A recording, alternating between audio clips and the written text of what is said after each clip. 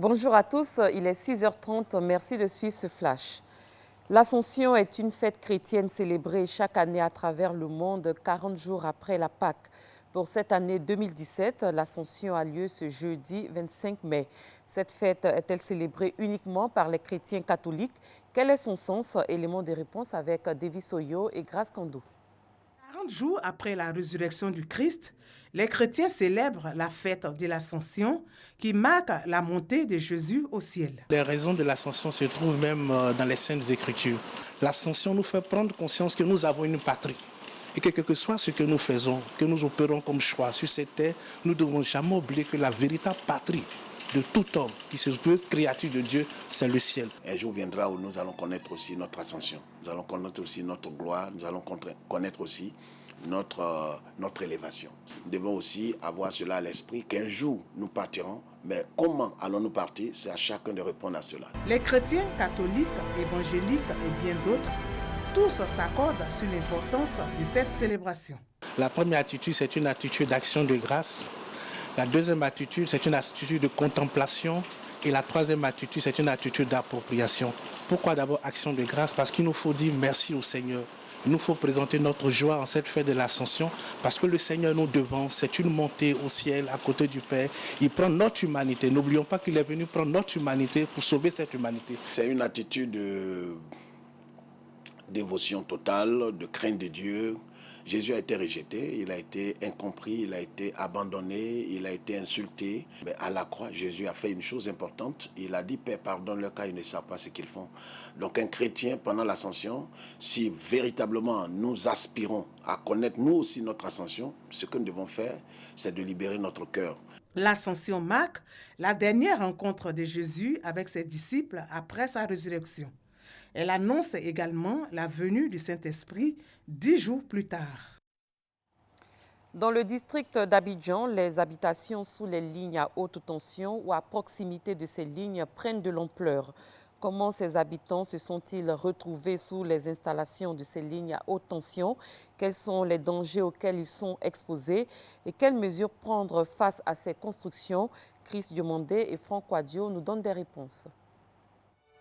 Un nuage de fumée qui s'élève de ces hangars, des logements de fortune couverts de plastique et de vieilles tôles, d'autres constructions faites de briques, juste en dessous d'un boulevard de fils électriques à forte puissance, les lignes à haute tension. Nous sommes à Aoussabougou, un sous-quartier de la commune d'Adjamé. Ici habite Dosso, père de 3 enfants. Ce maçon vit dans ce quartier depuis 5 ans. Autour de lui, de nombreuses familles dont les habitations précaires se trouvent sous les lignes à haute tension. Ils disent être là par manque de moyens financiers. Avant, j'étais à Daloa, c'était un peu doucement. Quand je suis venu ici, je suis venu grouiller un peu pour avoir quelque chose. Étant étudiant, je devrais venir suivre les études ici. Et quand je suis venu, c'était le quartier qui pouvait m'accueillir, vu des moyens, des défauts de moyens financiers qui m'ont permis à venir accepter ce quartier. Des habitations sous la ligne à haute tension, pas que dans ce décor de précarité. Certaines communes dites résidentielles sont aussi concernées. À Cocody, bien visible, ces immeubles à proximité d'installations électriques. Ça nous fait peur, hein? Bon, moi je suis au 3e. Quand il pleut, il fait nuit comme ça, il pleut, ça s'allume. Ça fait des bruits même. Il est arrivé un jour même, vraiment, ça a fallu faire des dégâts. Et tout le monde est sorti pour regarder. On ne connaît pas encore les effets secondaires. Mais par moments, on entend des fils qui s'embrassent et puis bon, ça crée vraiment des problèmes. Bon, les habitations sont juste à côté. On ne sait pas pourquoi est-ce qu'on nous dit pas tantôt qu'il ne faudrait pas qu'on soit près de la haute tension. Mais ici au quartier, il y a longtemps qu'on est tous à côté de la haute tension. On voit même des maisons qui sont juste à peine à 2 mètres même de la haute tension. Des habitations sous des dispositifs à haute tension. Certainement du danger dans l'air, cela est confirmé par ces spécialistes. Au-delà de 100 microtesla, il y a danger.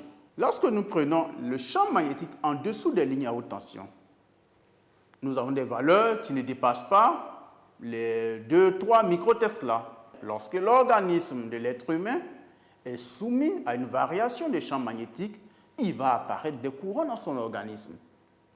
Cette tension élevée est capable de ôter la vie une vitesse record. Le danger immédiat qui est évident, c'est que lorsque un fil haute tension se détache, tous ceux qui seront touchés directement ou indirectement par des objets qui conduisent l'électricité vont mourir. Des radiations qui menacent les populations, surtout au niveau sanitaire. On a observé l'augmentation de la leucémie chez l'enfant sous les hautes tensions. Chez l'épileptique, ça peut déclencher les crises d'épilepsie. Les gens qui ont tendance à avoir des maux de tête, des céphalées, vont avoir donc des céphalées un peu plus accrues et un peu plus fréquentes. Quelqu'un qui vient d'être touché avec une ligne haute tension va voir toute sa peau tomber comme une brûlure d'eau chaude. Hein. Il va avoir des troubles respiratoires avec arrêt respiratoire, des tachycardies, des fibrillations jusqu'à arrêt cardiaque. Et donc ça, c'est mortel. Ces lignes à haute tension sont de grands réseaux de transport d'électricité. Autrefois isolés des lieux d'habitation, les hautes tensions, ces fils électriques de grande puissance, sont aujourd'hui rattrapés par l'urbanisation. Une situation qui préoccupe. S'installer en dessous des hautes tensions, c'est mettre sa vie en danger. Il est indiqué de respecter certains reculs par rapport à ces installations. Et donc les servitudes à respecter varient en fonction du type de ligne. Quand vous avez des hautes tensions, il est indiqué d'être au minimum à 15 mètres de la ligne de haute tension. Et donc si vous êtes à 15 mètres de part et d'autre, le couloir à respecter doit être au minimum de 30 mètres. Monsieur le ministre en charge de l'urbanisme a instruit nos services et nous sommes en train de réfléchir actuellement à des textes qui seront bientôt présentés au niveau du gouvernement pour interdire de manière formelle toutes sortes d'installations en dessous des hautes tensions et d'autres types d'installations dans les servitudes des équipements. Le moment venu, je pense qu'avant de procéder au déguerpissement, les mesures d'accompagnement seront connues par les différentes populations, comme ça a toujours été le cas. Les lignes à haute tension près ou au-dessus des habitations génèrent crainte et questionnement quant à leurs conséquences sur la santé des riverains. Une longue réflexion mais aussi des actions doivent être menées afin de permettre aux personnes vivant sous les lignes à haute tension d'être à l'abri de tout danger. Et en image, la forte pluie qui s'est abattue sur Abidjan ce mercredi 24 mai a provoqué l'effondrement d'un mur dans la commune de Cocody en Gré 7e tranche, écrasant une maison à l'intérieur de laquelle se trouvait une jeune femme de 25 ans et un enfant. Les sapeurs-pompiers arrivés sur place n'ont rien pu faire.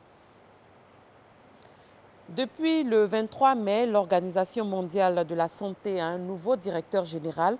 Il s'appelle Tedros Adhanom Ghebreyesus. Sa candidature a été proposée par le gouvernement éthiopien.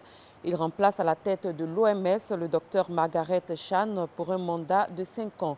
Une première dans l'histoire de l'OMS car c'est la première fois qu'un Africain est à la tête de l'organisation. Fidèle Aigné, Ami Sissoko. L'Organisation mondiale de la santé, l'OMS, a un nouveau directeur général. C'est l'Éthiopien Tedros Adhanom, le premier Africain à la tête de cette institution. La candidature de Tedros Adhanom a été proposée par le gouvernement éthiopien. Il a été élu face au Britannique David Nabarro et à la Pakistanaise Sania Nishtar lors de la 70e Assemblée mondiale de la santé à Genève en Suisse ce 23 mai. La ministre Raymond Goudou Kofi, représentant la Côte d'Ivoire à cette Assemblée générale, a félicité le nouveau directeur général de l'OMS. La Côte d'Ivoire voudrait former le vœu de voir le nouveau directeur général de l'OMS capitaliser sur les acquis en accélérant la lutte contre la résurgence des maladies dites négligées, en renforçant la prise en compte des maladies non transmissibles qui affectent le monde. Enfin, la recherche de financement additionnel, endogène et novateur devrait intégrer davantage le secteur privé pour un développement durable. Élu pour un mandat de 5 ans, Dr Tedros Adhanom succède ainsi à la chinoise Dr Margaret Chan à la tête de l'OMS depuis 10 ans. Le nouveau directeur général de l'OMS, Dr Tedros Adhanom, a été ministre de la Santé en Éthiopie de 2005 à 2012, ministre des Affaires étrangères de 2012 à 2016. Il a également été président du Conseil du Fonds mondial de lutte contre le sida, la tuberculose et le paludisme. Après le domaine de la santé, parlons culture. Le Salon international du livre d'Abidjan a ouvert ses portes hier. Du 24 au 28 mai prochain, le livre sera en première ligne au Palais de la Culture. Cette année, le thème est le livre au cœur de la famille. Le ministre de la Culture et de la Francophonie, Maurice Bandama, a ouvert ce salon en compagnie des ministres Maria Toukoné et Kandia Kamara. Serge Koléa.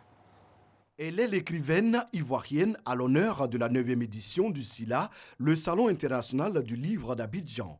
Regina Yaou, auteure prolifique de génie, avec plus de 30 œuvres, a été honorée pour l'ensemble de sa carrière, débutée en 1977. Ça fait 50 ans au moins que j'ai pris la plume pour la première fois. Et ça fait 40 ans qu'on m'a découverte. Bon an, mal an, au moins par an, un livre ou quelquefois 2 à 3 livres dans la même année, c'est déjà arrivé. C'est la grâce de Dieu et je veux lui rendre toute la gloire. Le livre au cœur de la famille, c'est le thème de cette 9e édition.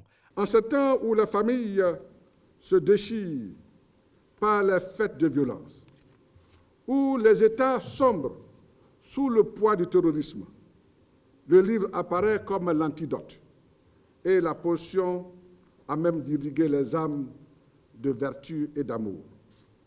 Oui, l'enfant qui lit, qui porte le livre en affection, portera les kalachnikovs et les bombes en horreur et en haine. Qui aime le livre déteste la violence. C'est pour cela qu'il nous faut offrir encore plus de livres, ouvrir plus de bibliothèques, multiplier les salons de livres. À l'occasion de ce salon de livres, j'aurai le bonheur de distribuer, avec l'appui de Madame la ministre de l'Éducation nationale, plus de 4000 livres.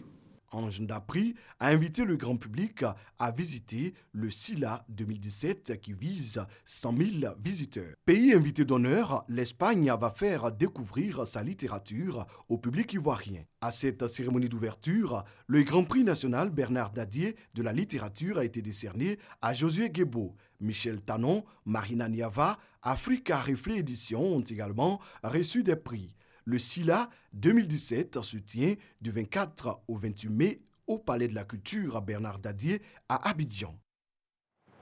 Hors de nos frontières, la situation humanitaire est catastrophique depuis hier au large de la Libye. Près de 2500 migrants ont été secourus.